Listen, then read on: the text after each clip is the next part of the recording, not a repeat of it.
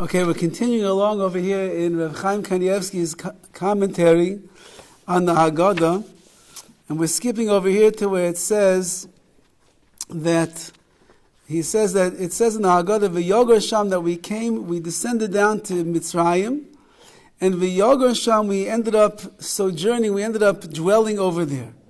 So he points out that it says in the Haggadah first, "Logar ba'aretz banu." We came to somewhat reside in the land, not that we came to dwell there permanently, but rather logar means just, in English, sojourn. I don't know what a good translation of sojourn is, but it means that it should be something of a temporary kind of a dwelling that we're going to have. However, later on, the Haggadah says in the next line, "V'ato yeshvuna avadecha be'eretz Goshen," and then it says, but you're going to be yeshva, you're going to dwell. Klal Yisrael end up dwelling in Goshen. So what is it? Are we there logar? Are we there just to kind of be passing through? Or are we there to be Yeshua, to be dwelling in Goshen? So Chaim points out the following idea, and he says, really, Yaakov Avinu never intended that he, nor his family, nor Klal Yisrael should ever live in Mitzrayim. One of the things that he was abhorrent to, he didn't want us to be there. He understood that Mitzrayim was a terrible, terrible place for the Jewish people to be. However, there was no choice. It was a gezer min hashamayim that we're going to be in Mitzrayim. And so Yaakov Avinu made it that you can't live in Mitzrayim proper. You have to live in Goshen. Goshen at least is on the outskirts of town. It's far away from the main the main place in Mitzrayim of what is going on over there. Let them live in Goshen. Let them have a place unto their own. Let them be insulated and protected from the lives of the Mitzrayim. So in order for Klal Yisrael to be able to form themselves and to have that nation status that we needed to be able to appreciate who we are, so he writes that Yaakov Avinu allowed that we should be Yeshua, that we should dwell in the land of Goshen. Meaning that a people cannot be successful, a people cannot grow, they cannot set up the system that they would need of yeshivas and of shuls and of markets and everything that they would possibly need to survive in that place. They had to feel that they were settled to a certain way, not that they were just travelers that were passing through. And therefore it's vayeshva, therefore they end up dwelling in the land. He goes on further to say that vayisham lagoy, there he became, Klal Yisrael becomes a nation. So it says that it means that when Klal Yisrael was in Mitzrayim, we were able to become recognizable as our own nation. Meaning the Mitzrayim did not look at us as Mitzrayim. It wasn't like America. America is called the Great Melting Pot. What was the kavanah of when they started this country? That everybody should kind of just melt together and meld together as one. If you go to New York, they have this museum from the Lower East Side Museum, which speaks a lot about when all the immigrants were coming into America. And basically the entire kavanah, it says in that museum, was they would try to take the best parts of every nation that came. A lot of it revolved around their food. Italians brought pasta, the Jews brought whatever we brought, matzah balls, and this one ended up bringing pizza, and this one brought Chinese food. And they brought everybody in, but they wanted everybody to become the same. And that was the biggest covet, that was the biggest honor to the American people, if we all just be the same. Klal Yisrael came down to Mitzrayim, and we did not just meld in to becoming just like the Mitzrayim. On the other hand, he's saying, Vayisham lagoy, we became a great nation over there.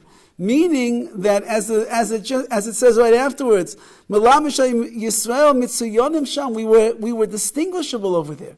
That means with all these, it's a Peladic thing, because with all the assimilation and all of the following in the ways of the Goyim and going after what the Mitzrayim did, nevertheless, Klal Yisrael somehow still managed to retain its identity. As we'll see a little bit later, we managed to retain the identity of a Jew, and therefore they always looked down on us because we had that unique status as Klal Yisrael. So it says, we were distinguished over there. So he brings over here not a maimer, not a saying from Rabbi Chaim Kanievsky, but a ma'aser from the Rebbe's in Bat Sheva. Now I heard this in one of the Hespedim that was given about Rabbi Chaim Kanievsky.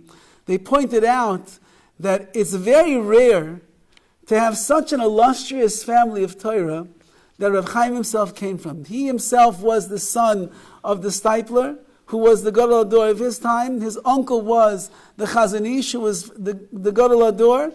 And basically, Rav Chaim grew up on the laps of these two giants of Torah. On the side of the Rebbetzin, she came from a grandfather of Ari Levine, who was the tzaddik of Yerushalayim, the tzaddik of Klal Yisrael, and her father was Rav Eliashiv. So you have her, she's a third generation of tzaddikim. But, he said the chiddush was, what? And the Leshem, and they go back, and Rav Eliashiv's father was the Leshem, who was one of the biggest Mekubalim of the time. So, he said, but the chiddush is that Rebbetzin Kanievsky herself, she was a gedolah, she was a giant also. And there were people coming from all over the world to get her brachas and to get her advice and her eitzah, which is a rare thing. You hear about gedolah Yisrael, but that there should be gedolah Yisrael whose wives are on the level of that godless in her own way. So there's something fascinating about the entire Kanievsky family. So there was once a group of American, I guess probably seminary girls who came to visit the Rebbetzin, and they came to ask for words of chizuk and inspiration from her. So she told them the following idea. She said, we know that for many generations on Friday night we give our children a bracha, Yisimcha Elokim Kefraim U'Menashe. That's the bracha that we give to our children, that Hashem should make them great like Ephraim and Menashe.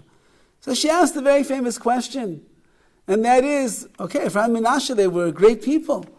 Well, the Ma'aseh, I'm going to bless my son. When it comes to the girls, we bless them. They should be like Sarah, Rivka, Rachel, and Leah.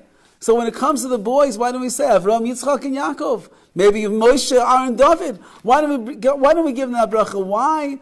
The last of the tribes of Ephraim and Menashe. So she said the answer that many are well aware of, and that is because Ephraim and Menashe, they were born and they were raised in Mitzrayim in Egypt. Yosef HaTzadik was all that they had to look up to as a tzaddik, but as a Rebbe, as an example. They were living in a foreign country. They were away from all the other Jews that were around. And nevertheless, Ephraim and Menashe went strictly and carefully in the ways of Yaakov Avinu, which Yaakov learned from Yitzchak, and Yitzchak learned from Avram Avinu. And therefore, in Mitzrayim, Yosef was zoichet to raise two children who themselves were great tzaddikim, that they were worthy of being part of Shiftei Kah, the tribes of Klal Yisrael.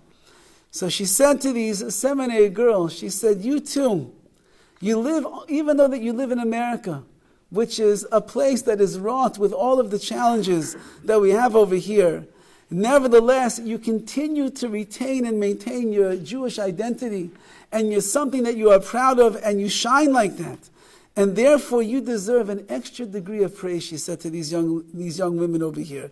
Just like Ephraim and Menashe are singled out, because in Mitzrayim you could raise an Ephraim and Menashe, she said, so too you should continue to serve Hashem in the face of any hardships, spiritual hardships, and you should be zeicher to raise true Torah families.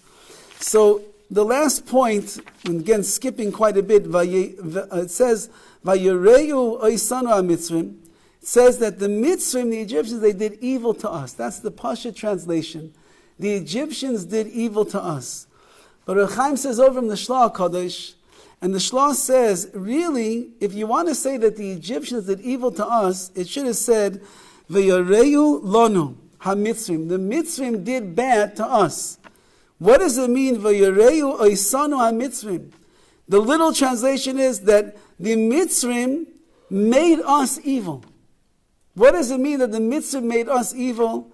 Says the Shlah Kodesh, the Torah is coming to teach us that besides all of the physical labor and the slavery that we were subjected to, the worst part of all was that the Mitzrayim, they made us become evil people. Meaning by learning from their ways, the idolatrous and the immoral ways, which caused us to slip into the assimilation of Egyptian society quite easily, unfortunately. So therefore, says the Shlah Kodesh, that itself was the worst thing that the Mitzrayim could have done to us. Not that they did evil to us, but rather through their influence, they caused us, even though we all have Bechira and everything, but they caused us to become evil.